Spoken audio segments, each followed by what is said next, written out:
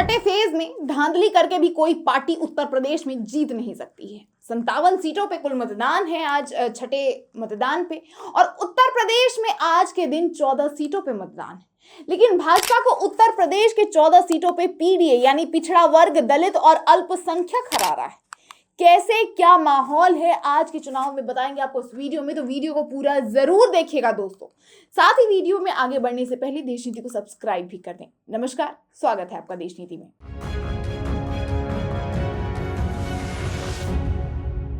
देश नीति, केवल सच्ची और पक्की खबरें। 14 सीट यूपी आर या पार, द वायर के इस आर्टिकल में हो गया है। अब आप बोलिएगा 80 सीटों में अगर 14 सीट पे आज मतदान है भी तो क्या हुआ, बाकी तो जीत लेंगे। लेकिन मैं आपको बता दूं कि उत्तर प्रदेश में कई सीट ऐसी है जो विपक्षियों का गढ़ माना जाता है।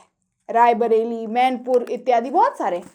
लेकिन भाजपा बहुजन समाज पार्टी यानी भाजपा और समाजवादी पार्टी यानी सपा के उम्मीदवार के चयन के चक्रव्यूह में फंस गई है। 3 कॉन्स्टिट्यूएंसी के चक्रव्यूह में भाजपा कैसे द वायर की इस रिपोर्ट के अनुसार सिमट सकता है, आइए आपको बताते हैं। 3 कॉन्स्टिट्यूएंसी बस्ती, संत कबीर, डुमरियाबाद, और जनसंख्या मुसलमान, पिछड़ा वर्ग और दलित।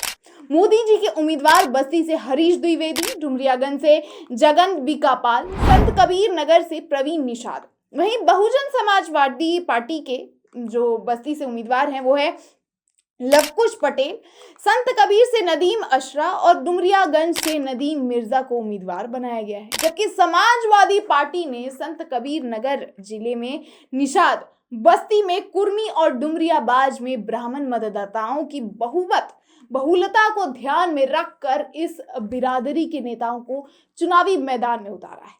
बस्ती से राम प्रसाद चौधरी, डुमरियागंज से संत कबीर नगर क्षेत्र से 2 बार चुनाव लड़ चुके बाहुबली नेता आप कह सकते हैं पंडित हरिशंकर तिवारी के बड़े बेटे भीष्म शंकर तिवारी उर्फ कुशल तिवारी को चुनाव मैदान में उतारा गया है।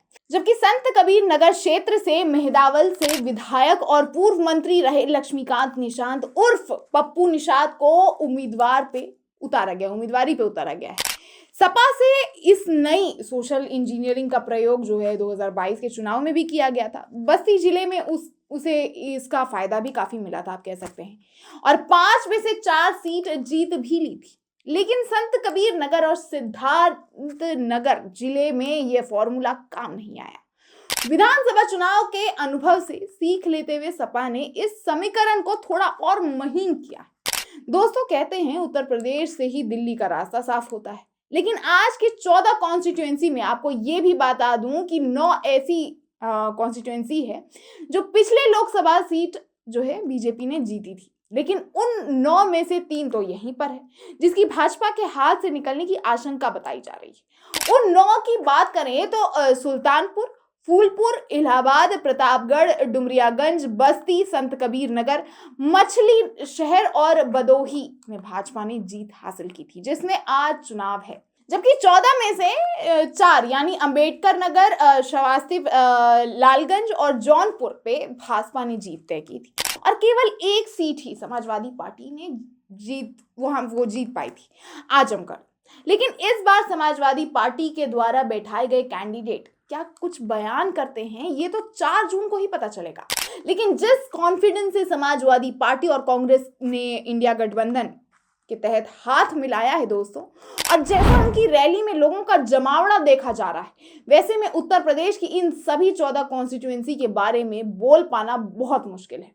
जबकि आपको बता दें कि आज की ये 14 कॉन्स्टिट्यूएंसी क्यों इतनी महत्वपूर्ण है। मतदाता फूलपुर में भी वोट डालेंगे, जहां से कभी पूर्व प्रधानमंत्री जवाहरलाल नेहरू और वीपी सिंह और जनेश्वर मिश्र जैसे समाजवादी पार्टी के नेता चुने गए थे, और इलाहाबाद में जहां से कभी पूर्व प्रधानमंत्री लाल बहादुर शास्त्री, कांग्रेस के दिग्गज हेमवती नंदन बहुगुणा और दिग्गज अभिनेता अमिताभ बच्चन ने प्रतिनिधित्व किया।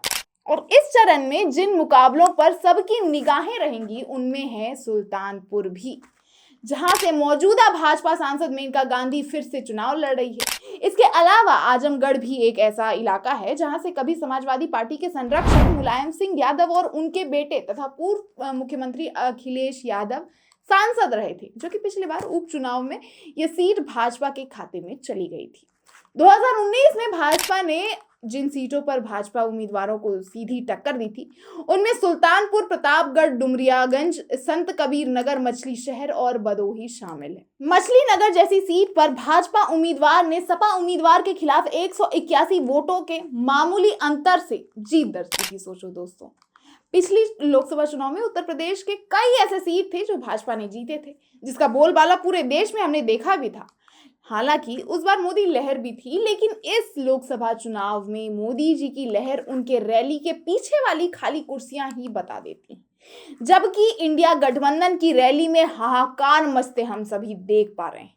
लेकिन उससे भी कहीं ज्यादा महत्वपूर्ण है कि भाजपा इस बार प्रधानमंत्री मोदी जी के लिए वोट मांग रही है, जबकि इंडिया गठबंधन इस बार एक से बढ़कर एक माहौल देख के, जनसंख्या का आकलन करके और जात धर्म देख के उम्मीदवार बैठा रहा है, ताकि धर्म की बात मोदी जी इस बार बोल भी ले, लेकिन जनता को उम्मीदवार की जात धर्म को ज्यादा तवज्जो वो दे। अब देखना बाकी है दोस्तों कि किसका प्लान मास्टर स्ट्रोक साबित होता है और किसकी बाजी 4 जून को पलट सकती है।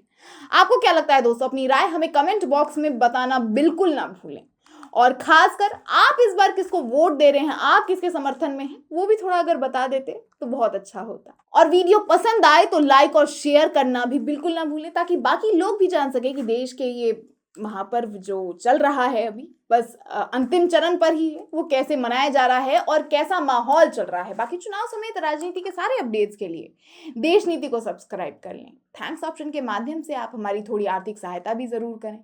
धन्यवाद वीडियो के आखिर तक बने रहने के लिए। आप देख रहे हैं देश नीति, मैं आपके साथ गेटी भाविया। फिर मिलते हैं अगले वीडियो में, तब तक के लिए दीजिए इजाजत। देखते रहिए देश नीति। धन्यवाद।